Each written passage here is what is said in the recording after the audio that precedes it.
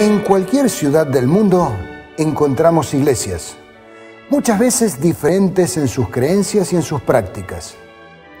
Pero en el pensamiento y generalmente en la doctrina que sustentan los que las frecuentan, está la convicción de que su congregación tiene la verdad.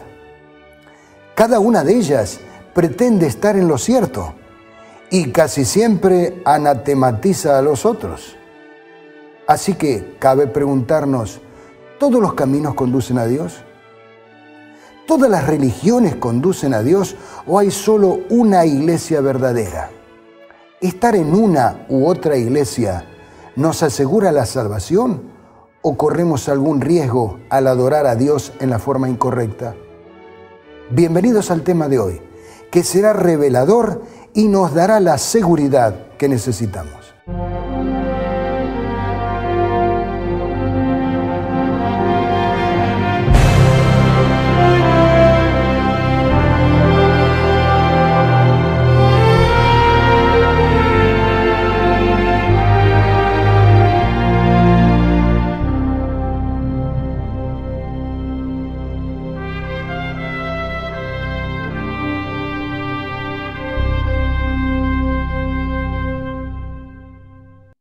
Vamos a definir algunos términos. Como estamos hablando de la iglesia, nos preguntamos, ¿qué significa iglesia? Proviene del griego eclesía, y a la vez esta palabra se forma de ek, fuera, y kaleo, llamar. Esto indica que la iglesia es el conjunto de personas llamadas a salir. ¿Salir de dónde? Evidentemente del mundo. Ante un desastre inminente, la policía o los bomberos urgen a las personas a abandonar el lugar de peligro. De igual manera, la iglesia está integrada por la gente que oye el llamado a salir del mundo en rebelión antes de que sea destruido. Recuerden que Noé también fue urgido a preparar el arca para salvar a su familia, y Lot y los suyos fueron sacados de Sodoma antes de que el fuego la destruyera.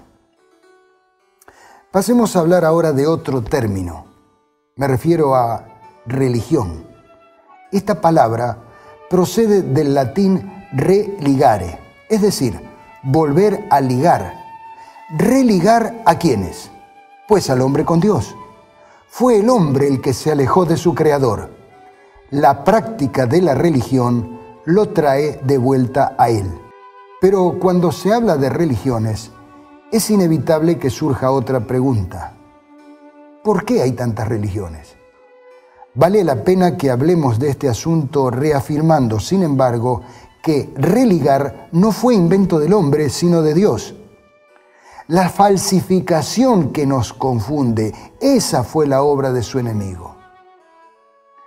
Podemos clasificar las religiones en dos grandes grupos. El politeísmo, donde se adoran muchos dioses, y el monoteísmo, donde se adora a un solo Dios. Es muy fácil explicar por qué se adoran muchos dioses en el politeísmo. Puesto que el hombre es obra de Dios, podríamos decir que en sus genes está introducida la necesidad de la adoración. Los humanos que se apartaron del conocimiento del Dios verdadero, en su búsqueda del contacto con lo sobrenatural, adoran lo superior, lo que está por encima de ellos, o lo que de alguna manera les beneficia, como la tierra, el sol, los astros o estrellas. Todas estas manifestaciones naturales parecen lógicos elementos de adoración. Pero una vez descaminados, el siguiente paso es caer más abajo y entonces pasar a adorar las cosas inferiores. Se dice que en Egipto, como en otras naciones, llegaron a adorar desde el escarabajo a la cebolla. De esta degradación escribió San Pablo así: Porque habiendo conocido a Dios, no lo glorificaron como a Dios, ni le dieron gracias. Antes se ofuscaron en vanos razonamientos, y su necio corazón se entenebreció. Jactándose de ser sabios, se volvieron necios, y cambiaron la gloria del Dios inmortal por imágenes del hombre mortal, y hasta de aves, cuadrúpedos y reptiles. Cambiaron la verdad de Dios en mentira, y adoraron y sirvieron a las criaturas antes que al Creador, que es bendito por los siglos. Y como no quisieron reconocer a Dios, Él los entregó a una mente depravada, para hacer lo que no conviene. Llegaron a estar atestados de toda injusticia, fornicación, perversidad, avaricia y maldad, llenos de envidia, homicidios, contiendas, engaños y malignidades, murmuradores, detractores, aborrecedores de Dios, insolentes, soberbios, jactanciosos, inventores de maldades, desobedientes a los padres, necios, desleales, sin afecto, crueles, despiadados. La lista de dioses que se adoran en el politeísmo es tan variada y caprichosa que no vale la pena dedicarle más tiempo. Pasemos a hablar de las religiones monoteístas. Las tres principales son el judaísmo, el cristianismo y el islamismo. El origen de la religión hebrea está registrado en la Biblia. Hace 4000 años, Dios llamó a Abraham, que vivía en Ur, una ciudad de los caldeos en la Mesopotamia asiática. Lo invitó a abandonar su tierra y sus parientes para trasladarse a una tierra donde, a partir de su descendencia, Dios establecería una nación que sería una bendición para todo el mundo.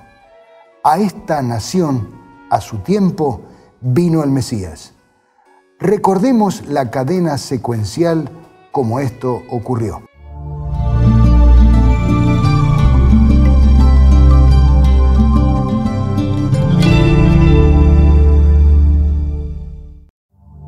La Biblia es la revelación de Dios. Como el Señor Jesucristo afirmó, tu palabra es la verdad. Creemos que ella es la fuente de cualquier verdad. Y una verdad inequívoca es que fue Dios el que buscó al hombre y no el hombre el que inventó a Dios. Como sabemos, existe una lucha milenaria entre la verdad y el error. Esto está manifestado en dos líderes. Por un lado, Cristo, que es el camino y la verdad y la vida. Y por el otro, su enemigo, el diablo, el cual no ha permanecido en la verdad porque no hay verdad en él, porque es mentiroso y padre de mentira.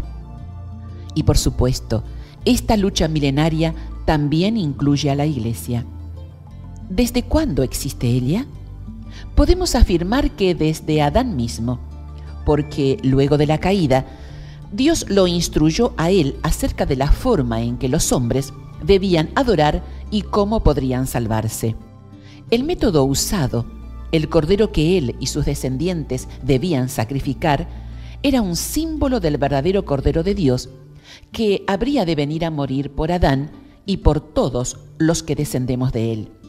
Y es entre los varios hijos de Adán y Eva que aparecen los dos arquetipos de la religión verdadera y la falsa. Ellos son Abel y Caín. El conocido relato bíblico dice que, tiempo después, Caín presentó al Señor una ofrenda del fruto de la tierra. Abel también presentó al Señor lo mejor de su rebaño, es decir, los primogénitos con su grasa. Y el Señor miró con agrado a Abel y a su ofrenda, pero no miró así a Caín ni a su ofrenda. Por eso Caín se enfureció y andaba cabizbajo. La ofrenda de Abel era la que Dios había pedido, porque estaba en armonía con el plan de salvación. Con ella, Abel reconocía que era pecador y que necesitaba ser salvado. En cambio, la ofrenda de Caín fue presuntuosa y simbolizaba su propio camino de salvación. No fue como Dios quería, sino como millones lo dirían más tarde, lo fue a mi manera. Por eso fue natural que el Señor no la aceptara. Y la reacción de Caín es bien conocida: mató a su hermano. El primer crimen que hubo en este mundo fue el fruto de la intolerancia religiosa. Guiado por Satanás, el que no hacía lo correcto mataba al que sí lo hacía. Y el mismo procedimiento siguió a través de los siglos y milenios que siguieron hasta hoy. Abel es el prototipo de la religión verdadera, porque la misma no está formada a la medida del hombre, sino decidida a hacer la voluntad de Dios. Por otra parte, Caín es el prototipo de todas las religiones falsas. Estas tienen como base la premisa de hacer las cosas a su manera. No elevan al hombre a Dios, sino que hacen un Dios a su medida. Generalmente sus dioses participan de las mismas pasiones que las humanas. En un árbol genealógico de estos dos antepasados, Set y toda la familia de los 10 primeros patriarcas se encolumnan de parte de la verdad. Son llamados los hijos de Dios. Debajo de Caín están sus perversos descendientes que de siglo en siglo fueron corrompiendo la tierra. Estos fueron llamados los hijos de los hombres.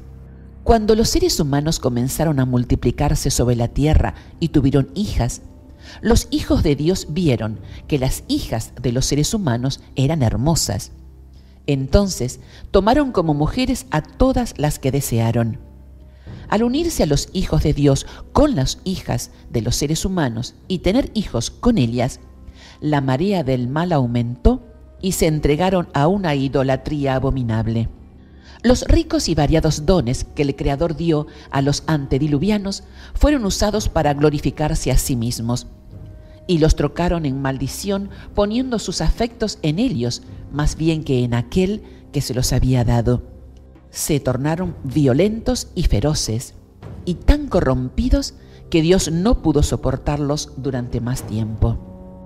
Así que, al ver el Señor que la maldad del ser humano en la tierra era muy grande y que todos sus pensamientos tendían siempre hacia el mal, se arrepintió de haber hecho al ser humano en la tierra y le dolió en el corazón. El diluvio universal fue el medio para purificar la tierra corrompida. Durante los 120 años que invirtió en la construcción del arca, Noé, representante de la religión verdadera, no se cansó de advertir acerca de la catástrofe que estaba por venir.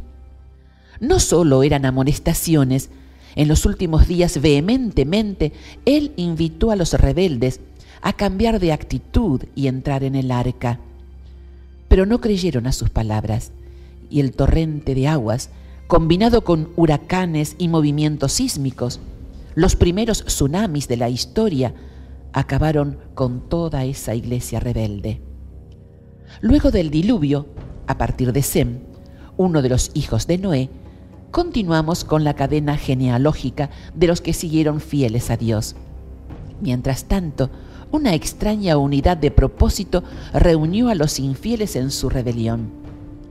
La Torre de Babel fue un intento de alcanzar el cielo no a la manera de Dios, sino a la de los hombres.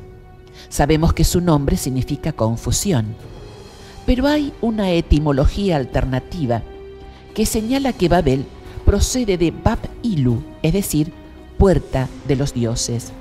Si el arca fue símbolo de salvación y de la religión verdadera, Babel es entonces el arquetipo postdiluviano de la religión falsa. El último descendiente de la línea de 10 patriarcas fue Abraham. Su nombre significa Padre de multitudes, nombre que merecía con justicia por lo que hizo. Esta es otra historia conocida. El Señor le dijo a Abraham: deja tu tierra, tus parientes y la casa de tu padre, y vete a la tierra que te mostraré. Haré de ti una nación grande y te bendeciré. Haré famoso tu nombre y serás una bendición.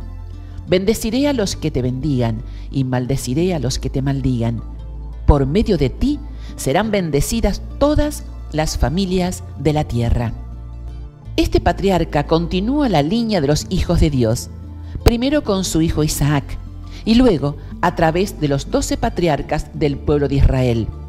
Luego del éxodo liderado por Moisés y ya establecidos en la tierra prometida o en el exilio, la nación hebrea fue la depositaria de la verdad por 15 siglos más.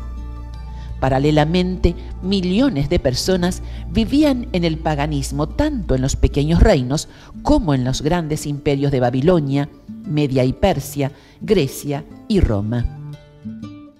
Y entonces llegó Jesús, vino a su pueblo, Pero ellos, que esperaban un Mesías diferente, no lo reconocieron.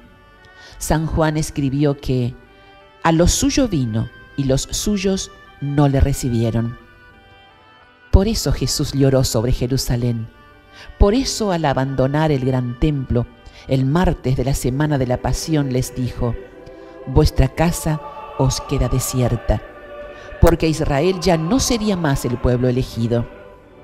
Cuando Pedro confesó: tú eres el Cristo, el Hijo del Dios viviente, Jesús le dijo: sobre esta roca edificaré mi iglesia, y las puertas de la muerte no prevalecerán contra ella. Así comenzó el gran movimiento mundial que debía llevar su nombre hasta los confines de la tierra. La iglesia cristiana se abrió paso triunfando sobre el paganismo. No fue un camino fácil. Miles regaron con su sangre la semilla que dio un fruto abundante.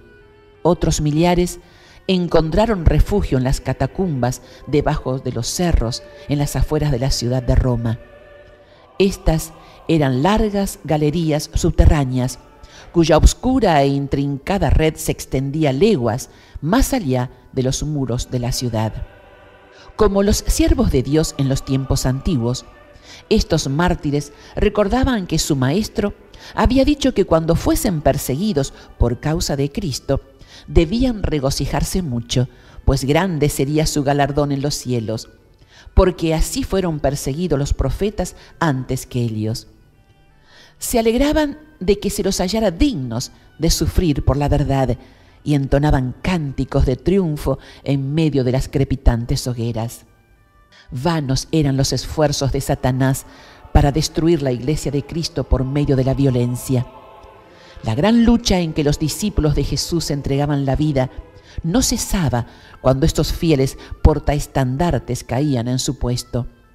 Triunfaban por su derrota. Los siervos de Dios eran sacrificados, pero su obra seguía siempre adelante.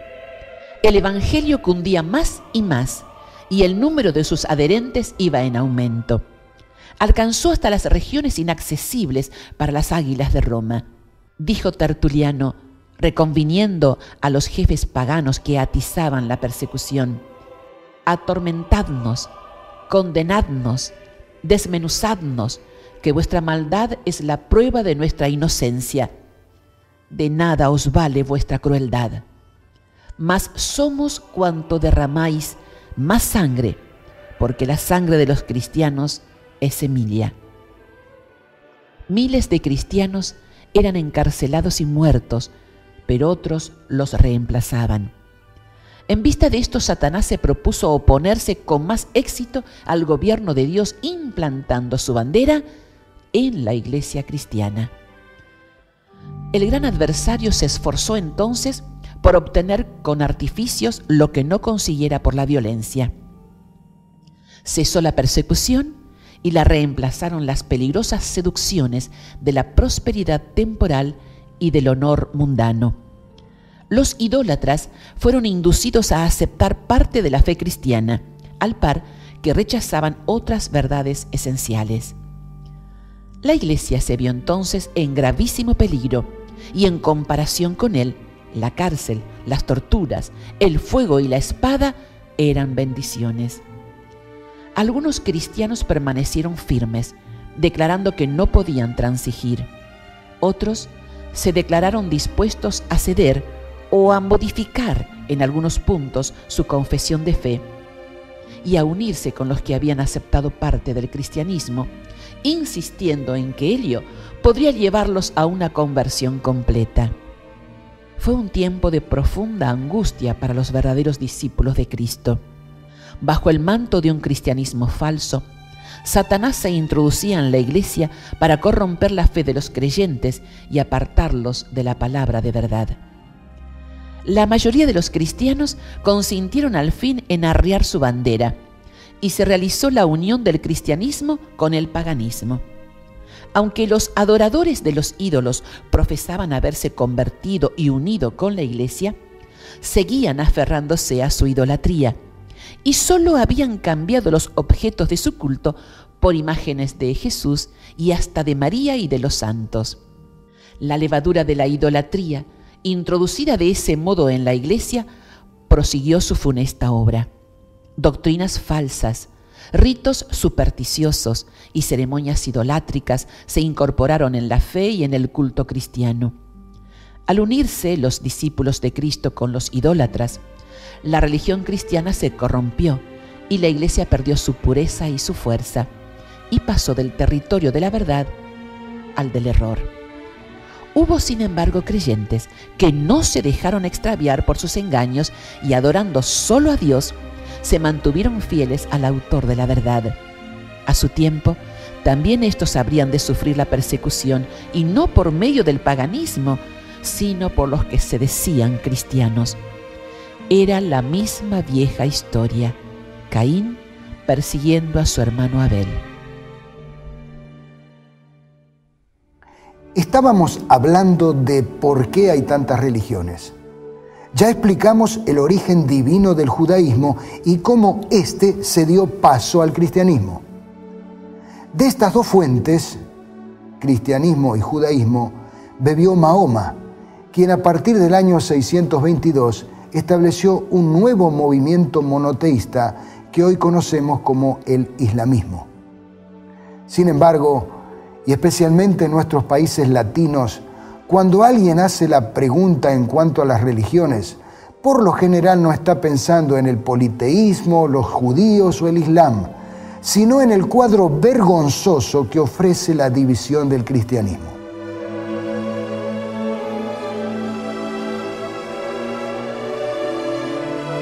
Desde su fundación, el árbol genealógico del cristianismo se ha diversificado de una manera escandalosa.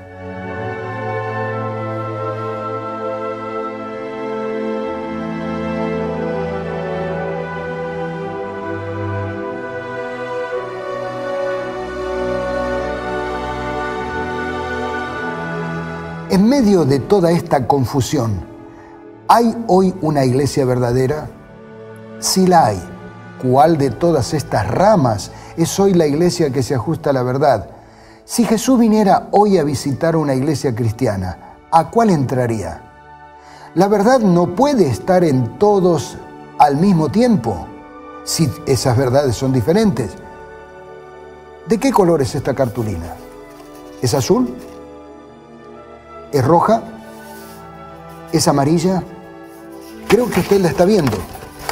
Esta cartulina es blanca.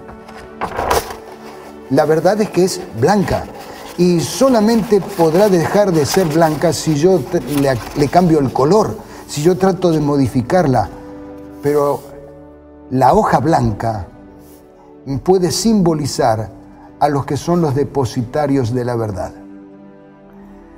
¿Sabía usted que una de las más tiernas figuras, es decir, la del amor del novio o del esposo por la mujer elegida, es el símbolo usado tanto en el Antiguo Testamento como en el Nuevo para referirse a la iglesia?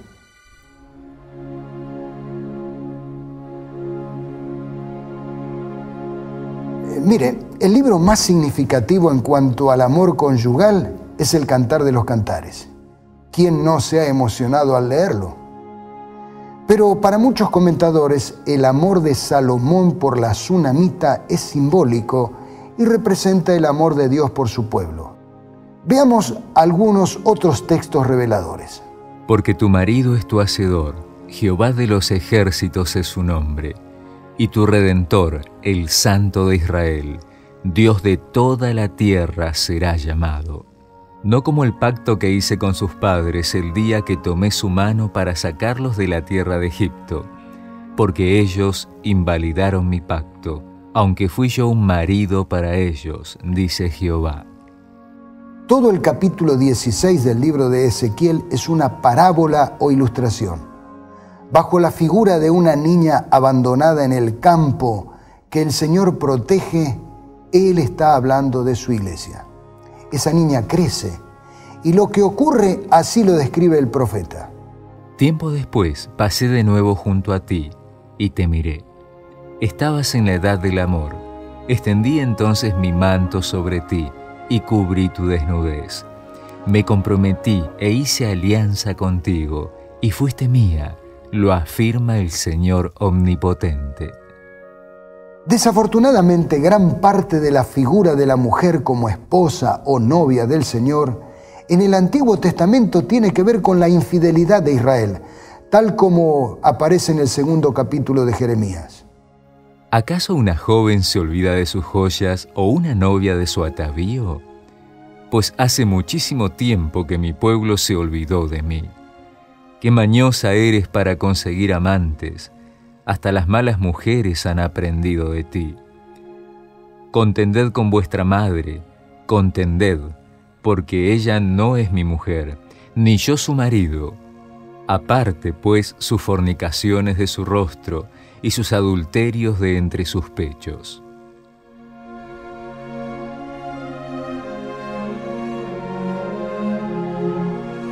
En el Nuevo Testamento también hay varios textos que hablan de la íntima relación de la iglesia con su amado. Por ejemplo, en 2 de Corintios 11:2, Pablo escribe del celo con que los ha unido a Cristo como una desposada. Pero otro de los escritos de Pablo es mucho más concluyente. Está en el libro a los Efesios. Maridos, amad a vuestras mujeres, así como Cristo amó a la iglesia y se entregó a sí mismo por ella, para santificarla, limpiándola en el lavamiento del agua por la palabra, para presentársela gloriosa para sí, una iglesia que no tuviese mancha ni arruga, ni cosa semejante, sino que fuese santa y sin mancha.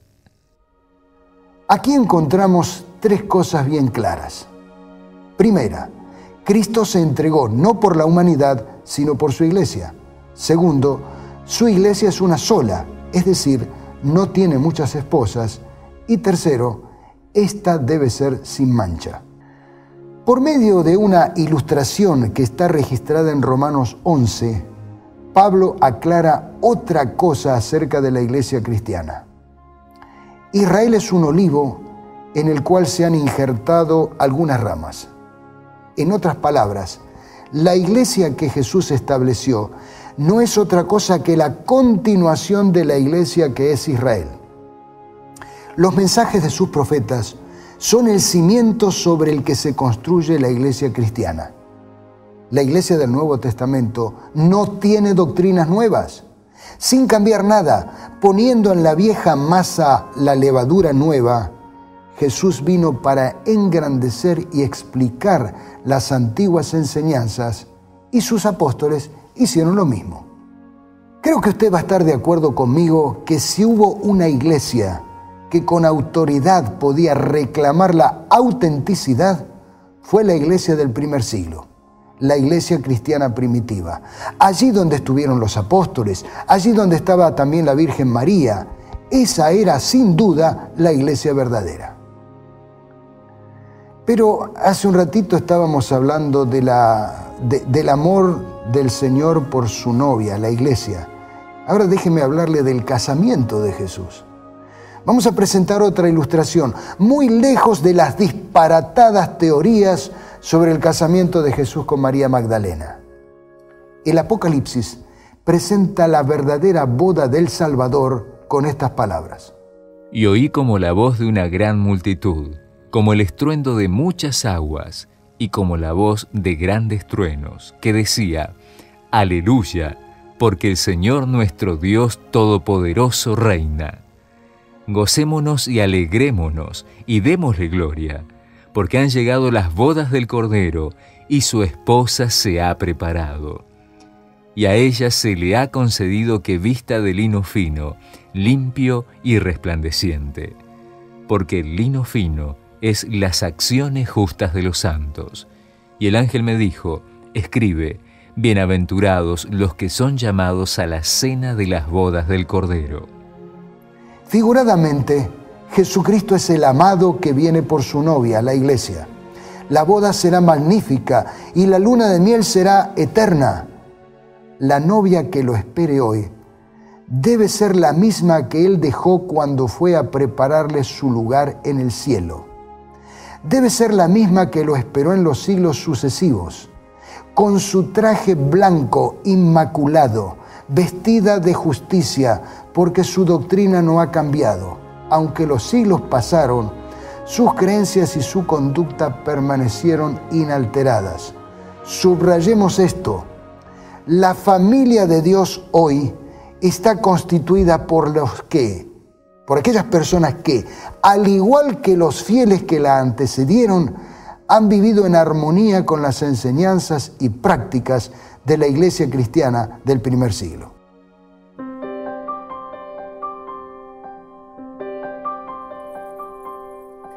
Para poder descubrir la verdadera Iglesia hoy en el siglo XXI, lo mejor será hacer un identikit de la Iglesia del primer siglo, porque así como una persona tiene una cantidad de rasgos que la distinguen de otras, la identidad de la novia de Cristo, la Iglesia verdadera, está perfectamente establecida en la Biblia. Estas son las principales características distintivas de la Iglesia cristiana primitiva. Basándonos en la Biblia, anotemos estas características. Esta iglesia creía, en primer lugar, en la Trinidad de Dios, el Padre, el Señor Jesucristo y el Espíritu Santo. Entre los varios textos, citamos el de la fórmula bautismal que ordenó Jesús. Vayan y hagan discípulos de todas las naciones, bautizándolos en el nombre del Padre, y del Hijo, y del Espíritu Santo. En segundo lugar, la Iglesia cristiana verdadera cree que la Biblia es la palabra de Dios y es la verdad revelada. En su fidelidad, un grupo de cristianos sobresale. Eran los de Berea que escudriñaban cada día las Escrituras para ver si estas cosas eran así. Tercera característica: creen que Dios hizo la creación perfecta, pero el pecado la arruinó.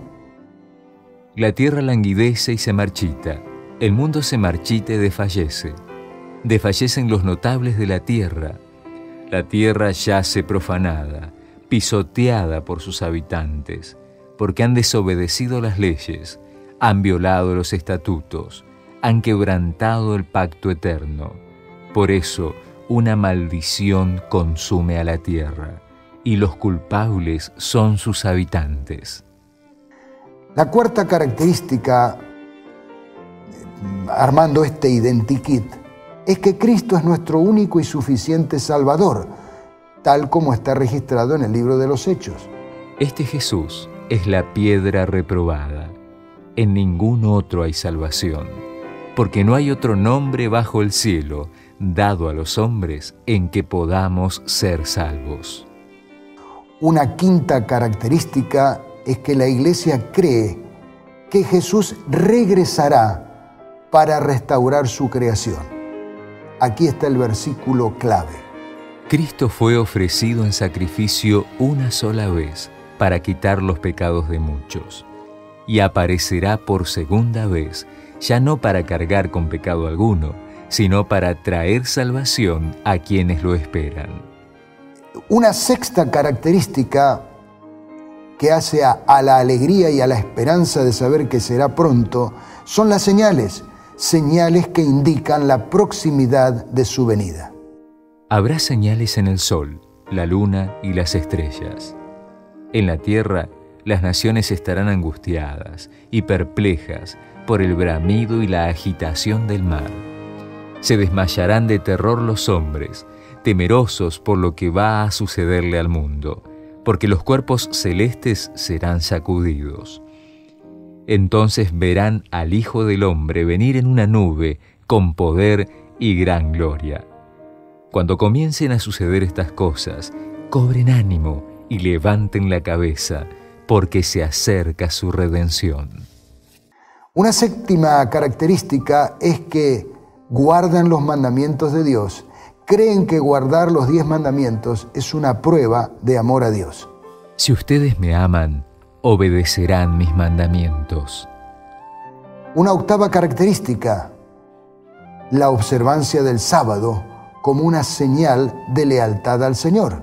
Yo soy el Señor su Dios. Sigan mis decretos, obedezcan mis leyes y observen mis sábados como días consagrados a mí, como señal entre ustedes y yo, para que reconozcan que yo soy el Señor su Dios. La novena característica, que los muertos duermen inconscientes hasta la venida de Jesús. Tampoco queremos, hermanos, que ignoréis acerca de los que duermen, para que no os entristezcáis como los otros que no tienen esperanza. Porque si creemos que Jesús murió y resucitó, así también traerá Dios con Jesús a los que durmieron en él. Por lo cual os decimos esto en palabra del Señor, que nosotros que vivimos, que habremos quedado hasta la venida del Señor, no precederemos a los que durmieron. Porque el Señor mismo, con voz de mando, con voz de arcángel y con trompeta de Dios, descenderá del cielo, y los muertos en Cristo resucitarán primero. La 10ª creencia es que el cuerpo es el templo del Espíritu Santo. Por eso los miembros de la Iglesia se abstienen de todo lo que sea perjudicial. ¿Acaso no saben que su cuerpo es templo del Espíritu Santo, quien está en ustedes y al que han recibido de parte de Dios? Ustedes no son sus propios dueños, fueron comprados por un precio. Por tanto, honren con su cuerpo a Dios. También la Iglesia cree en los dones espirituales, incluyendo el don de profecía. Él mismo constituyó a unos apóstoles, a otros profetas, a otros evangelistas y a otros pastores y maestros, a fin de capacitar al pueblo de Dios para la obra de servicio, para edificar el cuerpo de Cristo. Y subrayamos la última característica, que el bautismo es por inmersión total. Y yendo por el camino, llegaron a cierta agua, y dijo el eunuco: «Aquí hay agua, ¿qué impide que yo sea bautizado?» Felipe dijo: «Si crees de todo corazón, bien puedes». Y respondiendo dijo: «Creo que Jesucristo es el Hijo de Dios». Y mandó parar el carro, y descendieron ambos al agua, Felipe y el eunuco, y le bautizó. Es importante señalar que no alcanza con una o dos características. El conjunto de creencias que acabamos de presentar es lo que identifica a la Iglesia verdadera. Pero repito, no es una o dos, sino el conjunto, las 12 características que acabamos de mencionar. Una ilustración quizá ayude a entender esto. En la televisión hay muchos juegos. Voy a proponerle un juego. ¿Se anima a jugar? Bueno, usted dirá, ¿y cuál es el premio? Bueno, el premio quizás sea mucho más importante que un viaje a algún lugar bonito. Tal vez sea el premio para usted un viaje a la eternidad. Voy a proponerle el juego. Quiero que usted identifique un parque famoso en el mundo. Usted tiene que identificar. No necesita adivinar, tiene que razonar y descubrir un parque famoso en el mundo. Voy a darle algunas características y con ellas usted tendrá que descubrir de qué lugar estoy hablando. ¿Preparado? Bien, el parque de que le hablo tiene árboles y un hermoso césped verde. Tiene bancos para sentarse, hay muchos pájaros, lo rodean algunas calles, lo visita mucha gente, hay muchas luminarias que de noche lo hacen muy bonito. ¿Ya descubrió de qué parque estoy hablando? ¿Todavía no? Claro, no es fácil, no es fácil. Usted me dirá que todos los parques tienen árboles, césped, bancos y pájaros. Eso es cierto. De la misma manera, las iglesias tienen elementos comunes, es decir, se parecen. Así que voy a darle un par de datos más. El centro de atracción del parque es una enorme torre que al principio se la llamó la Torre de 330 metros y que hoy se la conoce con el nombre de su constructor. Me refiero a la Torre Eiffel. Ya veo que acertó. Sí, es el parque llamado Campo de Marte, que es el principal centro de atracción de París, la capital de Francia. Usted me dirá que así era muy fácil descubrir de qué parque estaba hablando. Claro que sí. La Torre Eiffel es una señal identificatoria, es una marca. Volvamos a la lista de características de la iglesia verdadera. Repasémosla. Es trinitaria, está basada en la Biblia, es creacionista, solo tiene un Salvador y mediador, Cristo, obedece los 10 mandamientos sin quitar ninguno, espera el pronto advenimiento de Jesús, guarda el sábado, es decir, el séptimo día como día de descanso, espera que resuciten los muertos que ahora duermen, cuida su cuerpo como templo de Dios, acepta los dones espirituales, incluyendo el de profecía, y bautiza a los creyentes por inmersión. Desafortunadamente, una gran parte de las iglesias han abandonado la doctrina apostólica y sostienen varias creencias opuestas a los escritos bíblicos. Pero si usted intenta identificar a la iglesia verdadera, hoy lo podrá hacer fácilmente. Repase la lista. Seguramente descubre que hay elementos comunes. Muchas aceptan la Trinidad, a Cristo como el único Salvador, la Biblia, etc. Pero hay una especie de Torre Eiffel simbólica que, así como esta identifica a un parque muy famoso, puede ayudar a señalar la iglesia verdadera hoy. Note que estoy usando la palabra señal. ¿Dónde aparece esa palabra señal? La leíamos hace un rato en Ezequiel 20:20. Leámoslo de nuevo. Observen mis sábados como días consagrados a mí, como señal entre ustedes y yo, para que reconozcan que yo soy el Señor su Dios. Si la observancia del sábado es una señal definitiva de identificación, si es un sello, y podríamos señalarlo también en la lista de características, tal vez a usted le resulte más claro esta identificación. Esto es lo que hace a la lista fácil de usar cuando usted sale a buscar la iglesia verdadera. Hay que buscar a un pueblo cristiano que guarde el sábado. Repito, un pueblo cristiano que guarde el sábado. Y note que al marcarlo aquí, muy cerca aparece otra característica.